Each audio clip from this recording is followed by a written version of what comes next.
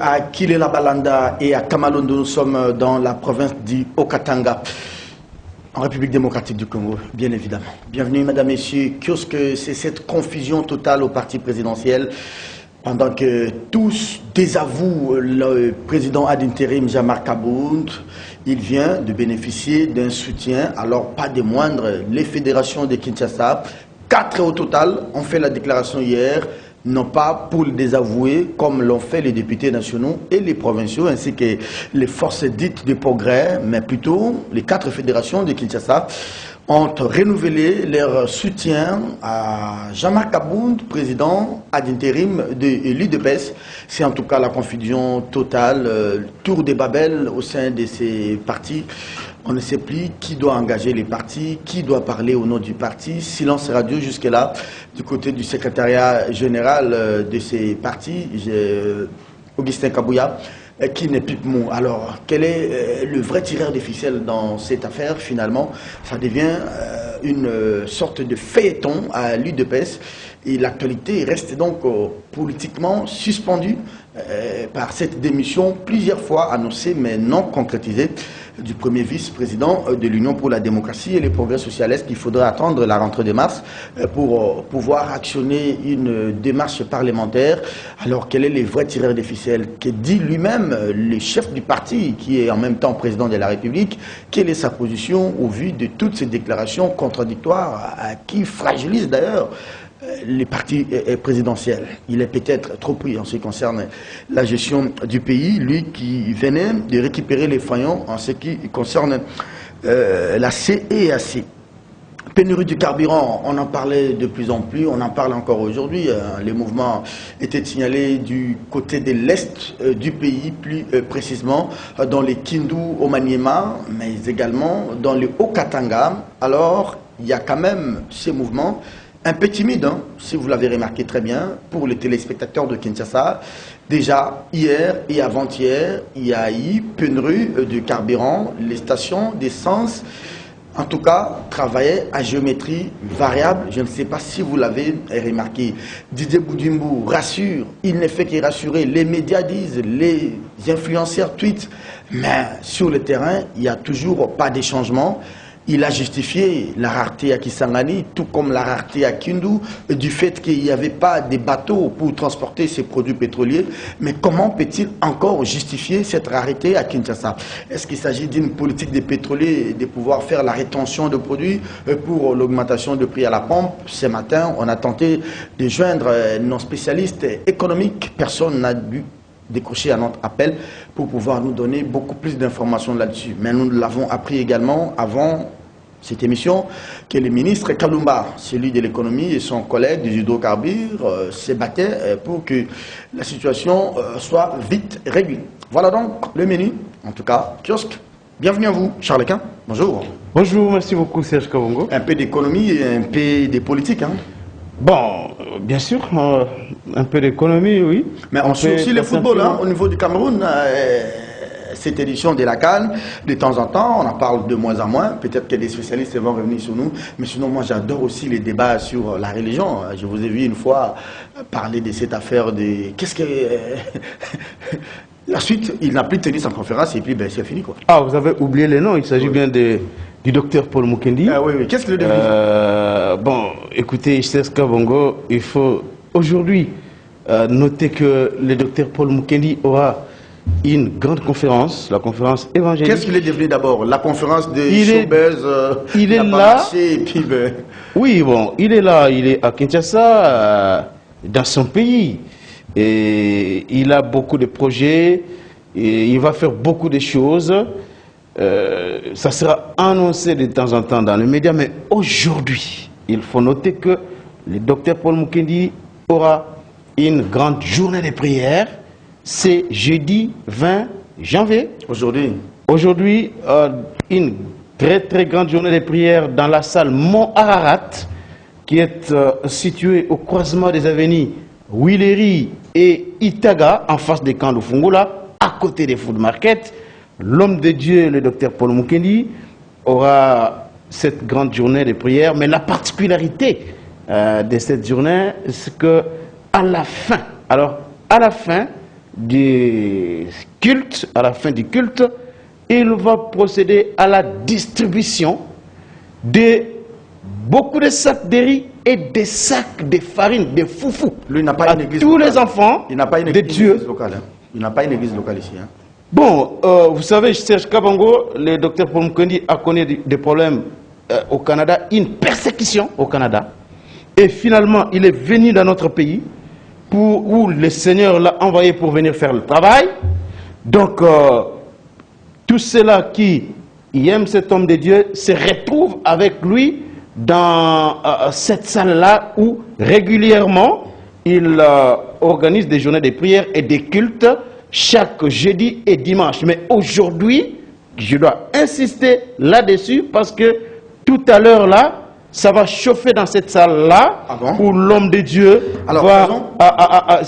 Excusez-moi, Serge Kabongo. Le message est clair. Vous avez dit qu'aujourd'hui, il va faire le culte ou soit... Ça, c'est clair. J'aime ces débats religieux. On ne fait pas de la communication sans publicité sur le plateau parce qu'elle est commerciale. Risque de vous taxer à l'issue de cette émission. Restons dans les débats religieux. Il a fui, il a quitté le Canada, il est rentré.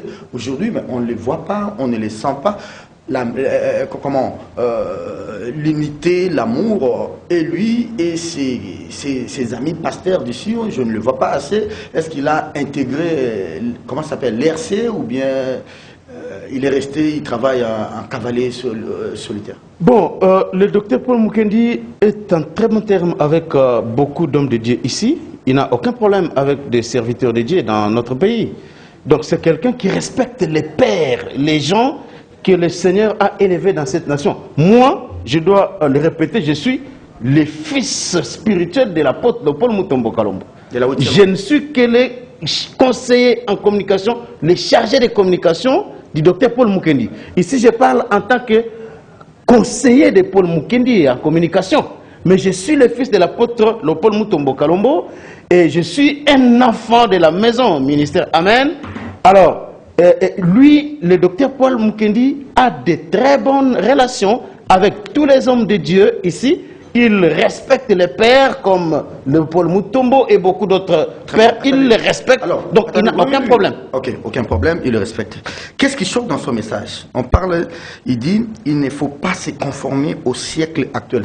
Qu'est-ce qu'il sous-entend par les siècles actuels? Ne vous conformez pas au siècle présent, c'est le thème. Ce thème-là, c'est un thème qui aborde beaucoup de questions. Vous savez, il a vécu au Canada pendant plusieurs années. Il connaît ce qui se passe aujourd'hui. Serge Kabongo, regardez ce qui se passe. L'augmentation de l'intelligence de l'homme aujourd'hui étonne lorsque vous voyez des opérations chirurgicales qui se passent en Occident où on peut prendre un homme, on fait des opérations, on les transforme en une femme. Vous le savez, oui. Vous avez une secrétaire aux États-Unis transgenre. Aujourd'hui, avec tout ce que nous connaissons des exploits technologiques, des exploits dans les domaines numériques, l'intelligence de l'homme a atteint une dimension jamais connue dans les siècles précédents. Et c'est ainsi que nous voyons, entre autres, abomination, les mariages homosexuels, la zoophilie, les mariages entre l'homme et les chiens. Et Dr Paul Mukendi a vécu des choses comme ça, où dans son église au Canada, les gens pouvaient venir là pour le défier, homme en train de s'embrasser devant la porte de son église, et il ne pouvait jamais tolérer ça. Il a vu des gens venir pleurer devant lui, solliciter la prière, parce que son poisson, le poisson d'une personne est mort à la maison. Et quelqu'un venir là-bas en train de pleurer, l'homme de Dieu prie pour moi. Allez. Tout ça, c'est l'esprit du siècle présent. Merci. Et c'est un thème très très vaste où il va s'étendre pour révéler beaucoup de mystères, mystères de l'iniquité. Aujourd'hui, avec tout ce que nous connaissons, on met des puces. On peut se limiter là. On peut se limiter là, il n'y a pas de problème, mais vous comprenez que c'est un thème très très profond et je dois, Serge Kabongo, permettez-moi de placer un petit mot pour la journée d'aujourd'hui. Les gens qui auront droit au sac de foufou et des sacs de riz, ce sont ceux-là qui auront leur macaron. Donc vous vous pointez là, bien avant, vous avez votre macaron, vous accédez dans la salle et seulement à la fin du culte, vous présentez votre macaron devant Merci. des véhicules qui seront là-bas, vous serez servis. Ça va se passer dans ça la salle. sera aujourd'hui Ça et jeudi 27, la semaine prochaine. Ça ne se dit pas sur le plateau. Bon, c'est peut-être... Non, mais je pense que vous n'allez pas quand même empêcher fois, aux Congolais de ne pas prendre ça. Ils vont voir que Serge Kabongo est en train de combattre même... On peut aller dans les vifs de l'émission. Avec beaucoup de sérénité, bien évidemment. Le 20 janvier, c'est aussi notre jour anniversaire. Nous rendons grâce au Seigneur pour les 4 ans de mariage. Merci Seigneur, c'était pas facile. Je me suis marié un certain 20 janvier. Ah, félicitations. 4 ans aujourd'hui. Parcours normal, félicitations. C'est pas facile. C'est pas facile. Allez, clin d'œil à Ce mon n'est épouse pas facile. Et à En tout cas, nous vous saluons très cher Madame Kabongo. Allez, mais aussi au couple parrain. Hein. Voilà. Tout le monde. Allez, on va aller dans les vues de notre thème aujourd'hui. On va parler de la pénurie de carburant après les Maniema, après les Haut-Katanga, tout comme dans la province de la Tchopo, plus précisément à Kisangani. La situation est signalée à Kinshasa. Ça commence à gagner du terrain. Les assurances de Didier Boudimbu, en tout cas, qui n'assurent en tout cas rien. C'est le ministre de l'économie qui rentre dans la danse. On ne sait pas justement ce qui s'est passé avec les produits pétroliers. Bon.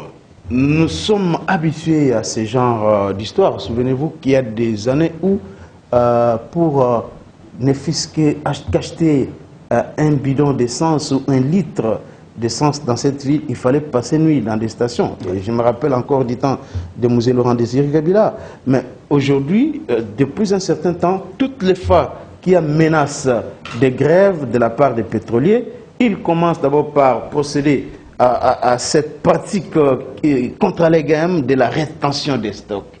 Ils peuvent avoir du pétrole, du carburant là-bas, mais lorsque vous pointez à une station quelconque, ils ne vendent pas.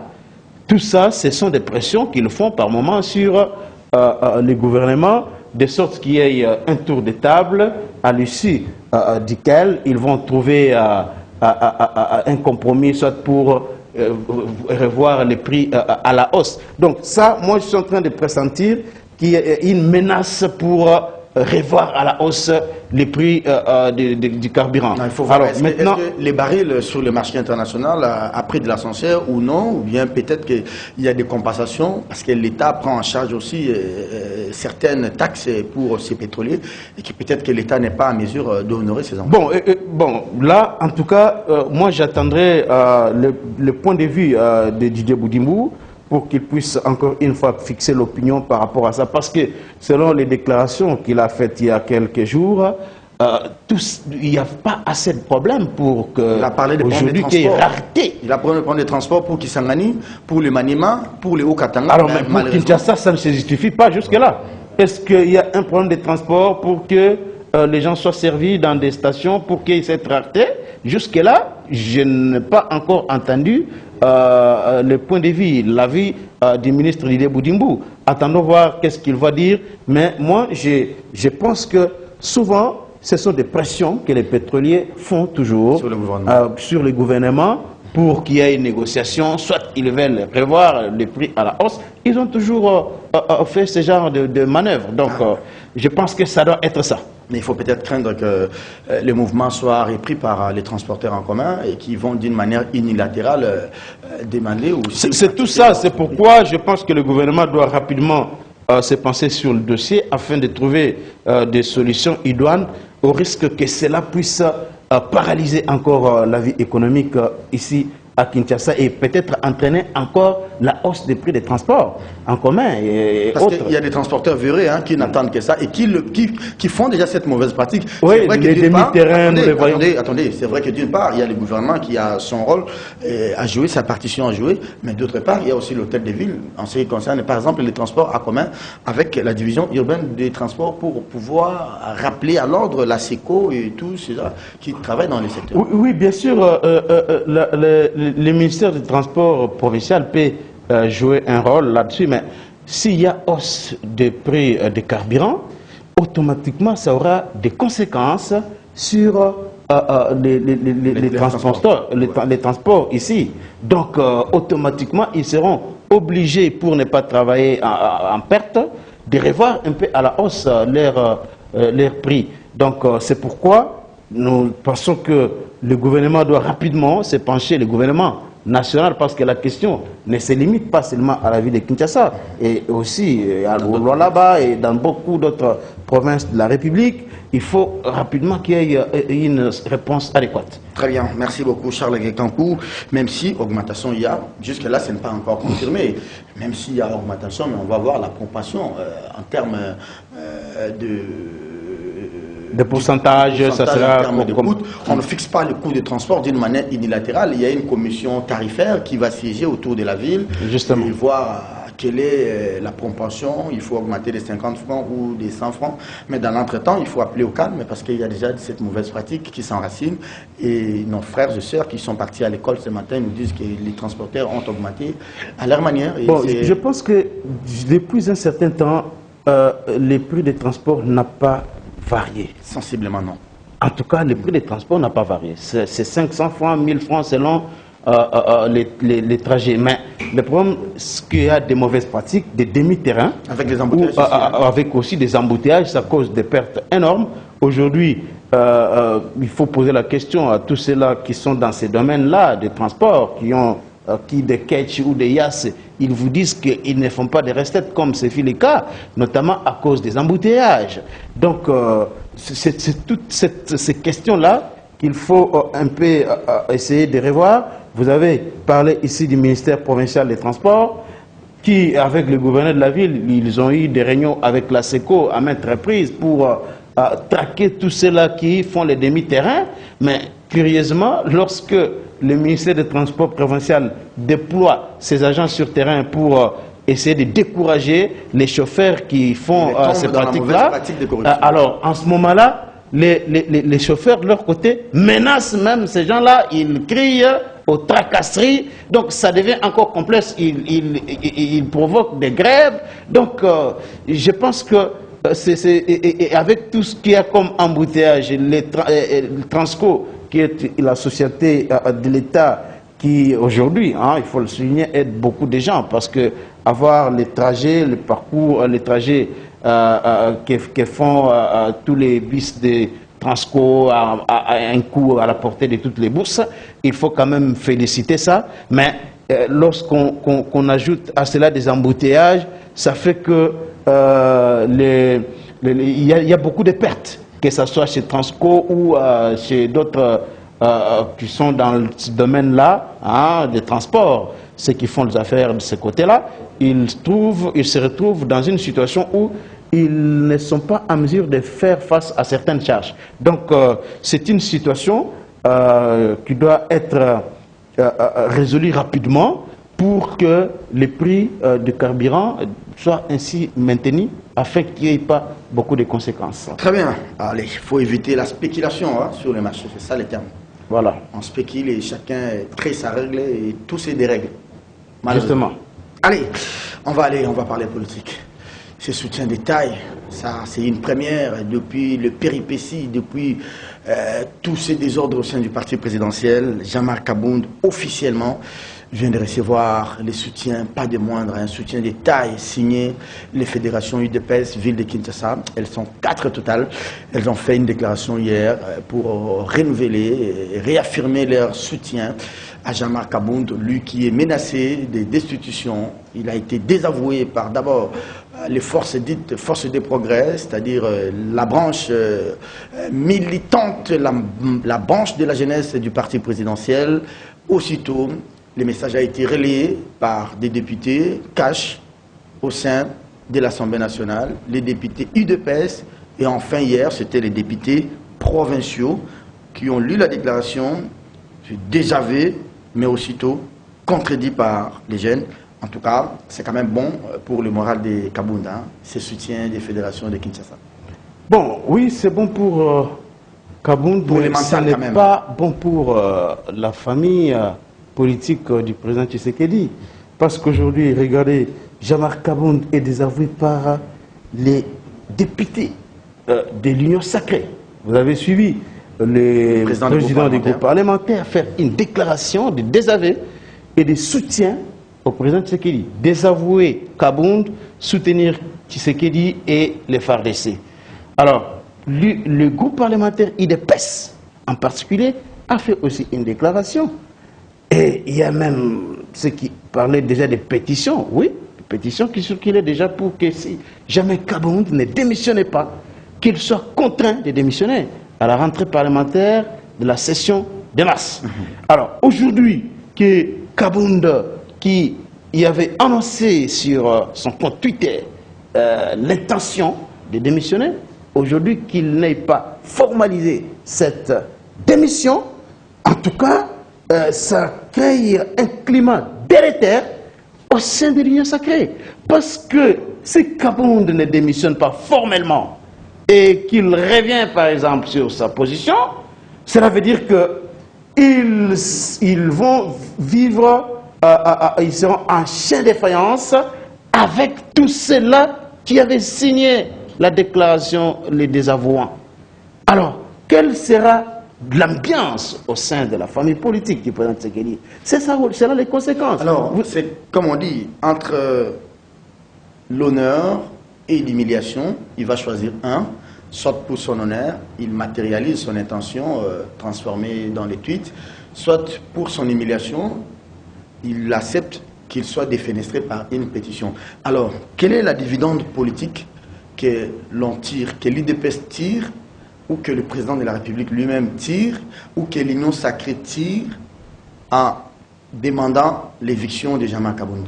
C'est quelle dividende politique? Vous savez, nous sommes dans un pays où, comme disait un artiste musicien, là où l'eau va mener Caillou, on est là, quoi. C'est ça un peu la mentalité des acteurs politiques. Ils se sont dit, entre Kabound et Tshisekedi, le choix doit être clair. Kabound a annoncé qu'il va démissionner. Est-ce qu'il faut-il le suivre ou rester fidèle à Félix Tshisekedi? Et moi, je pense que les députés et autres étaient dans ces dilemmes-là cornéliens où ils devraient absolument opérer un choix. Mais et même si c'était Kabound, lui, président de la République, il n'aimerait pas quand même voir quelqu'un, son collaborateur, être soutenu à son désavantage. Il n'aimerait pas se retrouver dans cette situation-là. Donc, ceux qui ont renouvelé leur loyauté à Félix Tshisekedi, moi, je peux comprendre cela. Mais si aujourd'hui, Tshisekedi et Kabound parvenaient à fumer les calumet de la paix, et que Tshisekedi renouvelait sa confiance à Kabound, la seule démarche qui peut aujourd'hui sauver à la fois l'Union sacrée et l'UDPS, c'est l'humilité de Kabound. Parce que sinon, ça aura beaucoup de conséquences. Et en ce moment-là, il ne va pas servir le pouvoir de l'UDPS. C'est-à-dire quoi? Au sein de l'UDPS ou au sein de l'Union sacrée? Non mais... Attendez, oui. Attendez que je termine là. Oui. Moi, je pose des questions. Vous allez tout le temps. D'ailleurs, les co-débatteurs ne sont pas là. Rassurez-vous que vous aurez suffisamment de temps pour parler. C'est-à-dire quoi? Ça risque d'être un cas d'école si on laisse Kabound. Les uns vont se dire, bah, lui aussi a fait plus qu'en désarmant la garde du président de la République. On l'a laissé faire. Nous aussi, nous pouvons faire. C'est-à-dire, on peut faire plus que ou on peut faire un peu comme Kabound. La crainte, c'est de laisser cette situation-là devenir un cas d'école. Mais puisqu'on veut qu'il parte, on va gagner quoi politiquement? Donc, écoutez, politiquement, est-ce qu'il y a des dividendes à en tirer? Non, bon, si Kabound démissionne aujourd'hui, je ne vois pas ce que la famille politique du président Tshisekedi peut gagner. Je ne vois pas. Mais au moins, on va dire que c'est la discipline. Ça peut resserrer les rangs au sein de l'UDPS. Oui. Parce que les gens au sein de l'UDPS, il y a déjà beaucoup de divisions.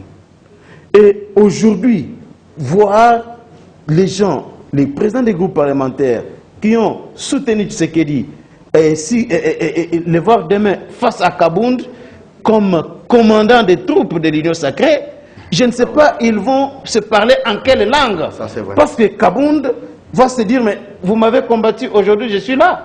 Ça va vraiment beaucoup plus fragiliser l'Union sacrée. Ça comme un affront.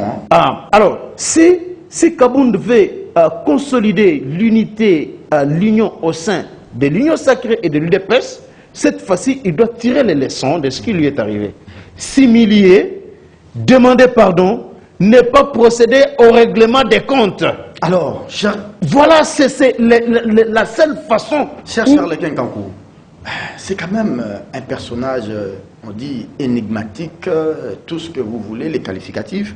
Comment expliquer au bout de 3 ans, le monsieur connaît quand même des problèmes ou des faits aussi bénins? Je prends le premier problème, l'affaire d'une phrase de trop, 7 millions de dollars pour un congrès, et on a traîné un député en culotte ici en justice, notre ancien DG Jean-Jacques Mamba, il est défenestré, lui Kabound, il revient aux affaires, aussitôt, il est encore dans un dossier aussi, qui en fait, en réalité, n'en est pas un. Un premier vice-président qui se rabaisse comme un agent qualifié de circulation routière, paf, ça crée, ça devient une affaire d'État. Comment au bout de 3 ans, quelqu'un peut se retrouver dans des situations pareilles? Bon, écoutez, les erreurs dans la vie, on peut toujours les commettre. Hein? La vie, c'est une école. Les erreurs, on peut toujours mais à ce niveau de responsabilité. Oui, mais c'est ce que jamais... Serge Kabongo, les erreurs, on peut toujours les commettre. Kabound est un homme qui dit homme, c'est un homme, il est faillible. Il a son tempérament. C'est normal, il peut commettre des erreurs, mais il ne peut pas demeurer dans les erreurs. Voyez-vous, que ce soit dans n'importe quel domaine, hein, dans n'importe quel domaine, on peut toujours commettre des erreurs, c'est normal. Donc Kabound est un homme, il est faillible, il peut commettre des erreurs. Donc aujourd'hui, moi je pense que ce qui peut sauver l'Union sacrée, si jamais Tshisekedi renouveler sa confiance en Jean-Marc Kabound, c'est à Kabound de se rabaisser. C'est à Kabound de chercher à consolider l'union, l'unité au sein de l'Union sacrée. Est-ce que l'unité au sein de l'Union sacrée dépend du maintien ou du départ de Kabound? Non, non, qu'est-ce que... Non, moi ici... Si Kabound partait, par exemple, aujourd'hui, alors qu'il a été désavoué par presque tout le monde au sein de l'Union sacrée et au sein même du groupe parlementaire UDPS, je pense que celui qui viendra, il n'aura pas de problème. Mais si jamais Kabound est maintenu, pour consolider cette unité-là, en ce moment-là, il faut que lui fasse une démarche de se réconcilier avec tout cela. Sinon, ça va beaucoup fragiliser Tshisekedi. Et c'est ça ce qu'il doit se mettre en tête. Il doit faire une déclaration publique demandant pardon à tous ceux-là à qui il avait offensé par son annonce d'intention de démission. Même ce fait et geste, il n'a pas... Donc il doit vraiment, s'il veut consolider l'union au sein de l'Union sacrée, l'unité au sein de l'Union sacrée, il doit faire cette démarche-là de comprendre l'esprit qui a animé ceux qui ont fait la déclaration contre lui. Est-ce que ceux qui veulent du départ de Kabound, là, c'est pas qu'ils veulent encore créer une crise au sein de l'UDPS? Est-ce que ce sont des gens qui aiment réellement Félix? Ou bien aujourd'hui, tous ceux-là qui trouvaient en Kabound un personnage trop suffisant, un but de lui-même, ce n'est pas qu'ils ont trouvé une occasion, en tout cas, d'en finir avec Kabound aujourd'hui? Bon, peut-être au sein de l'UDPS, oui, mais au sein de l'Union sacrée, Kabound était le commandant en chef au sein de l'Union sacrée. Jusque-là, je ne voyais pas quelqu'un qui n'aimait pas Kabound, qui était en mésentente avec Kabound au sein de l'Union sacrée. Donc, moi, je comprends la démarche de ceux qui ont fait la déclaration contre lui, les présidents des groupes parlementaires, parce qu'ils devraient faire le choix entre Tshisekedi et Kabound. C'est tout à fait normal. Il devrait se prononcer en faveur de Tshisekedi pour que Tshisekedi se rassure que finalement, Kabound ici ne lutte pas contre. Charles, est-ce que ce n'est pas une cuisine interne à l'UDPS que les gens puissent se mixer? C'est vrai qu'en réalité, ça prend les allures. Ça ne prend pas les allures. Réellement, ça devient une affaire d'État. On aurait dû assister à des procès en flagrance parce que des militaires, des policiers sous sa garde ont obéi. Nous, on a vu ça avec Doli Bakambo. Même si dans les cas Kabound, il n'y a pas eu mort d'homme, mais c'est qu'on a vu l'armée descendre chez Kabound. Est-ce qu'on ne pouvait pas quand même interpeller ces militaires-là? Comment vous faites la violation à domicile chez un premier vice-président? Donc c'est une affaire qui s'arrange comme ça. Et puis bon, Ce n'est pas une cuisine interne à l'UDPS. Pourquoi les autres s'émixent dans cette affaire? Bon, écoutez, ce qui s'est passé, c'est Kabound, c'était inacceptable. C'était inacceptable.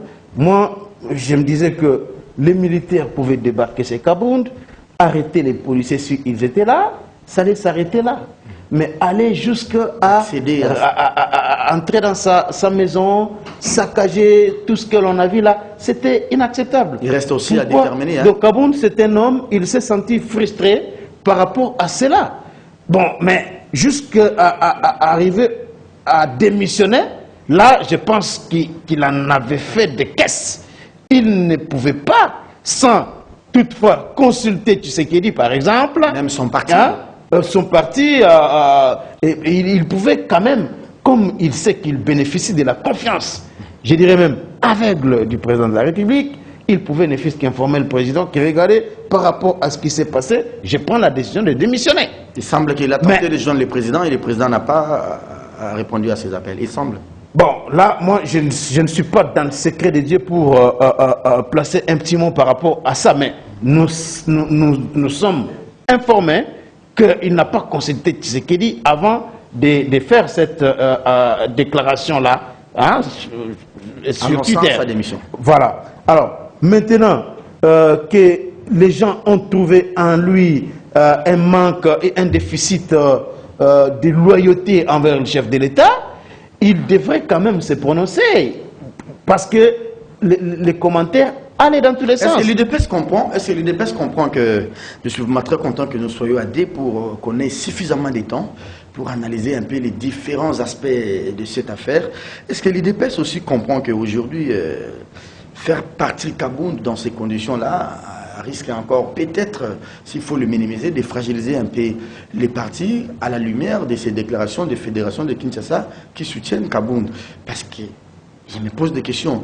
Il n'y a pas de forces centrifuges qui sont là autour du président, qui ne sont nécessairement pas de l'UDPS, mais qui pensent qu'avec Kabound, ils n'auront pas assez de marge de manœuvre vers les élections à venir.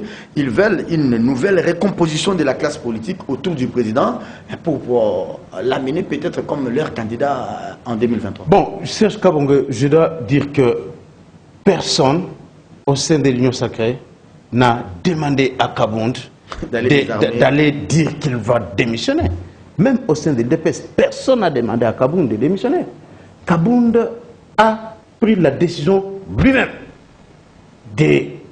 d'ordonner à celui qui gère son compte Twitter de publier ce que nous avons tous lu. Personne ne l'a forcé à le faire. La preuve en est que jusqu'aujourd'hui, la démarche s'est arrêtée. Peut-être qu'il s'est rétracté, peut-être qu'il a compris que la décision qu'il avait prise était une mauvaise décision. Et en ce moment-là, les gens qui se sont trouvés dans un dilemme entre Kabound et Tshisekedi, ils devraient se prononcer.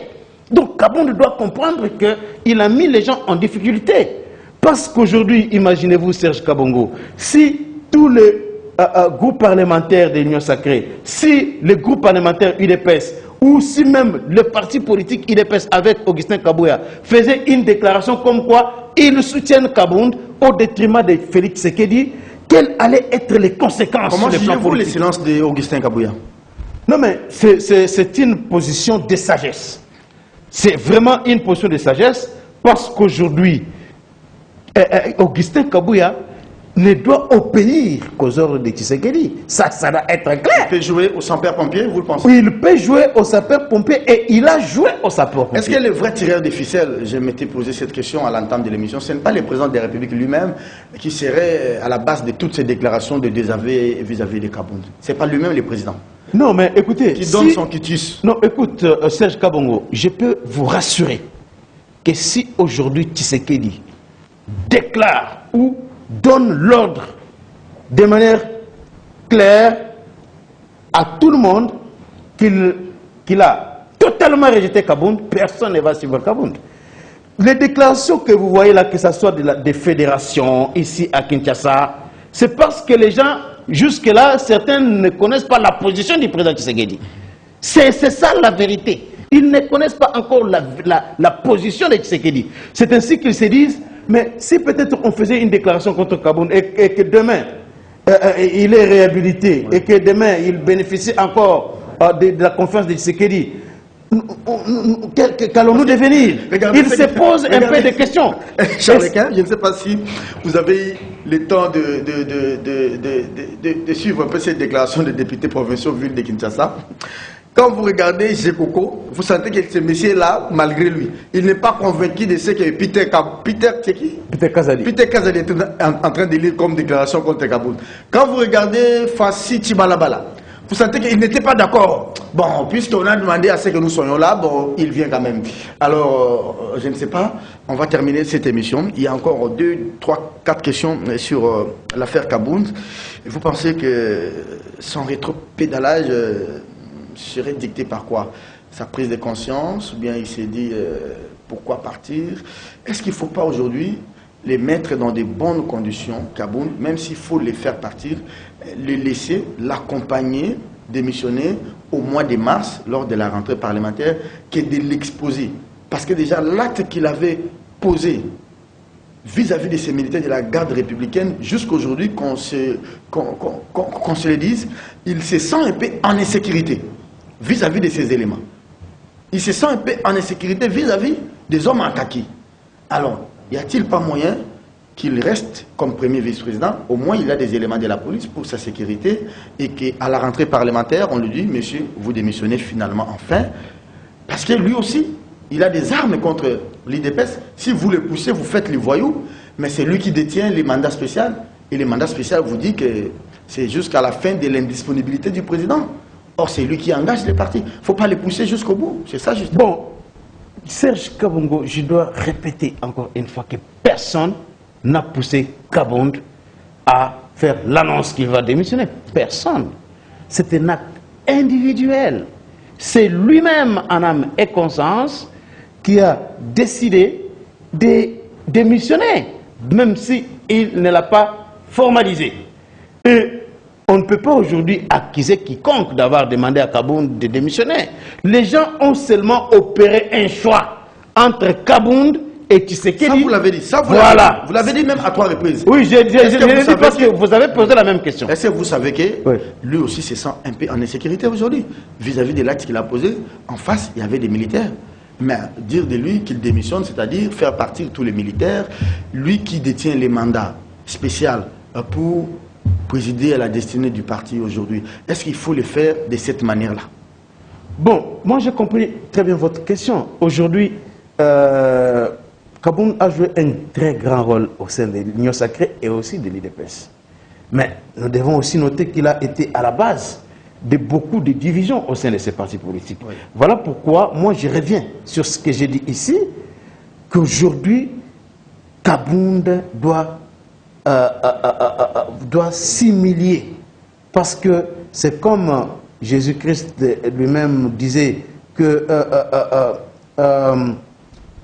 celui qui va s'humilier, c'est celui-là qui sera élevé. Donc, il faut s'humilier pour être élevé. Est-ce que vous le voyez, un véritable homme qui est élevé, c'est celui qui s'humilie. C'est ça un peu la contradiction. Alors, on va terminer. Donc, Kabound, aujourd'hui, la démarche qu'il doit faire, si jamais il a la confiance de Tshisekedi, parce que je ne vois pas les fédérations, les gens comme Peter Kazadi là, faire la déclaration de décision à Kabound sans consulter Tshisekedi. Mais non. Donc, il y a eu beaucoup de négociations. Donc, vous avez répondu à ma question. Oui. Pourquoi je vous il y a eu beaucoup de négociations et Tshisekedi a pardonné à Kabound. Oui. Selon les informations que moi j'ai. Tshisekedi a pardonné à Kabound.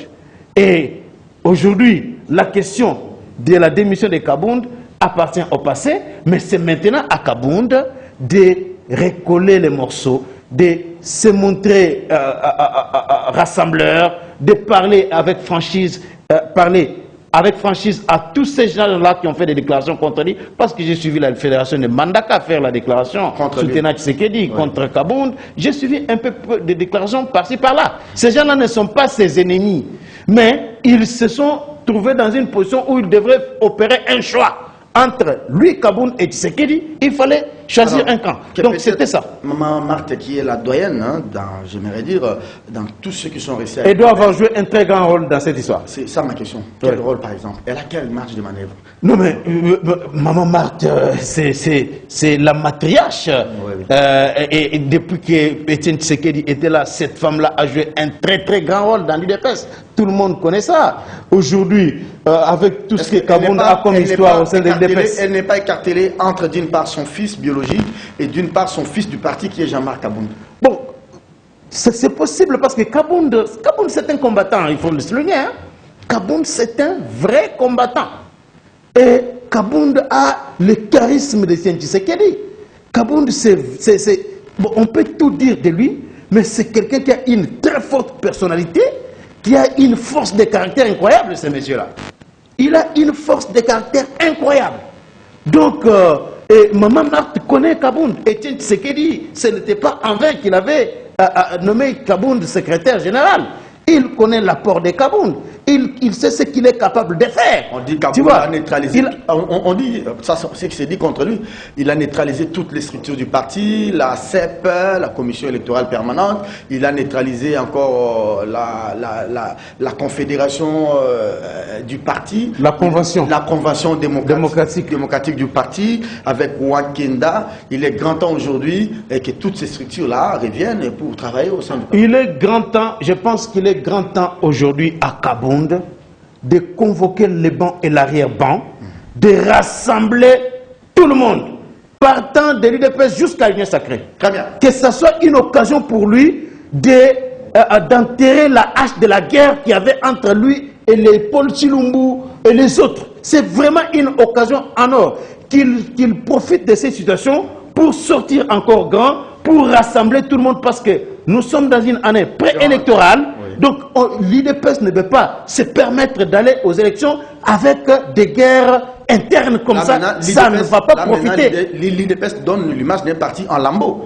Une partie avec Kabound, une partie on crée la scission, on crée les départs. Voilà pourquoi j'ai dit que ce temps ici doit aider Kabound à ramener tout le monde autour d'une même table. Merci. Les Paul Chilumbu, Jacques Chabani et tous les autres là, pour qu'ils puissent filmer les calumiers de la paix dans l'intérêt supérieur de leur parti politique et de leur pouvoir, parce que c'est l'UDPS qui est au pouvoir. Je rends l'antenne, merci. Avec ces grands plaisirs d'avoir été des vôtres pendant 40 minutes. Mike Gardidania devrait être avec nous, avec Innocent Olenga. Il y a eu des embouteillages monstres, certainement, qui ont été bloqués.